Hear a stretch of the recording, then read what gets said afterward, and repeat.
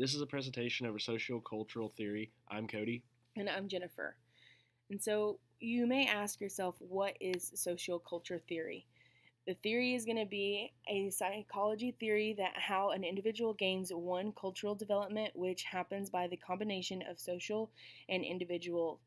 And so it's going to start with on the social level, you're going to gain that through your parents and your peers. And then the individual level is what you will gain through yourself as an individual with the basics. This breaks down the other parts of the sociocultural theory. Social interaction plays a major role fundamentally in cognition, and then it's culturally prescribed from others, and then you have the interpersonal versus the intrapersonal aspects. And the interpersonal is going to be what you learn from the people around you, things you take in from your caregivers, your parents, the people who really kind of form you as a young adolescent, and then your interpersonal will be the ideas that you form on your own from experiences and education. And so we have a video to kind of more define this for you guys. Welcome to TesselClass.com. Today, we will discuss the main areas of sociocultural theory. There are two forms of interaction with SC theory, intrapersonal and interpersonal. Intrapersonal is any interaction within the person, such as inner speech or private speech. Interpersonal is any interaction that is done between another person or a group. Another key aspect is zone of proximal development, or ZPD. ZPD says that the learner is the blue circle in the middle. This represents what he knows.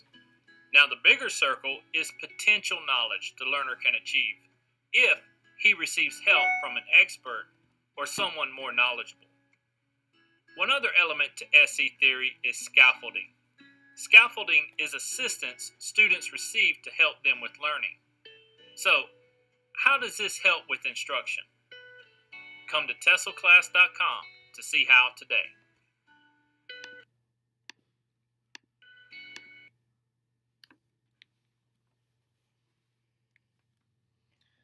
This is a quote that we got from the Harvard Journal, quoted from Vygotsky. It's every function in the child's cultural development appears twice. First on the social level and later on the individual level. First between people, which is inter-psychological, and then inside the child, which is intra-psychological. This applies equally to voluntary attention, to logical memory, and to the formation of concepts. All the higher functions originate as actual relationships between individuals. And so now we're going to kind of talk about some applications to your classroom as you as the teacher, and as well as on a personal level that we may have had throughout growing up. So you're going to have a lower mental functioning versus the higher mental functioning. So in the classroom, you're going to have those students that in a lower level grade, they're going to have a lower mental function, not be able to put the puzzle together without looking at the box, as well as then when they get into high school, be able to put that puzzle together or the crossword without having the word bank. And then our next bullet is going to be every culture passes along physical and cognitive tools that make daily living more effective and efficient. And so this is just going to be on a personal level as you are upbrought by your parents or your caregivers. They have passed down what we have named them as a tradition, or things that have been passed down from generation to generation. Maybe your mother taught you how to sew, or maybe your father taught you how to change a tire. All those things that will just make your daily living more effective. And then as the self-talk develops with the younger students that talk to themselves out loud verbally to help them get through the task. And then this will develop into the inner speech. So this is probably where we all are now as an individual. We have that inner thought that helps us get through the task or the stress of our day, which that all will develop into you becoming a self-regulated learner. So this chart is going to be the zone of proximal development chart, better known as the ZPD chart.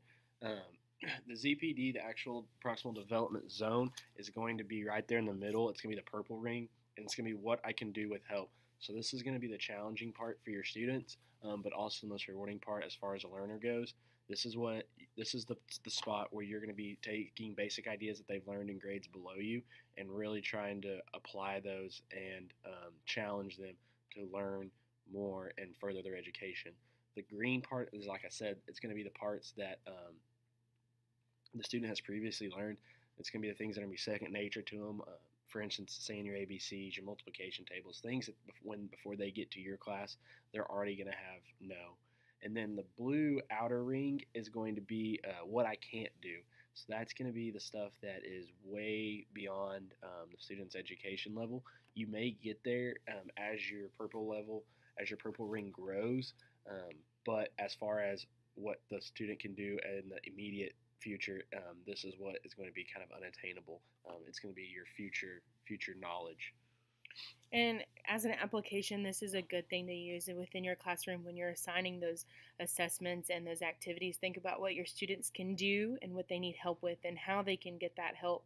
And then think about what they can't do. And if they can't successfully do that to complete the activity, then maybe we need to monitor and adjust that. So this is a quote from Janine Ellis Ormrod. It is challenges in life rather than the easy success that promote cognitive development. So as I kind of previously touched on, this is going to kind of apply how you test your students. You push your students to learn and kind of get them out of their comfort zone, whether it be with new material or class discussions. You help them, you create them to be more rounded learners and broaden their education views. And so now we're going to talk about how the challenging tasks promote the development. So if you can think about how anytime you have failed at something in life, that has often been the stem of your success, and how this is a continuous cycle. Problem solving will develop the student into a self-regulation learner. So how we've previously talked about this in the content of this course is a self-regulated learner is going to have those problem solving skills that it's going to develop them in how to become able to see where their faults are and how they don't know the material and where they need to go to gain more material. And this is just going to be how the zone of development is, and this is just view this as the spectrum. And so within the middle we have what the student can do with the guidance, and this is going to be the scaffolding, going to be with a supportive blank. And then this is going to be what the students can do alone and then what they cannot do alone. And as the intensity of the tasks increase, these will increase in size. So it's going to be a continuous cycle. When this increases, the child can do something more, and this will increase when they can do it alone. Therefore, there will be something of that task that the child can't do and will still need help and still not be able to complete that.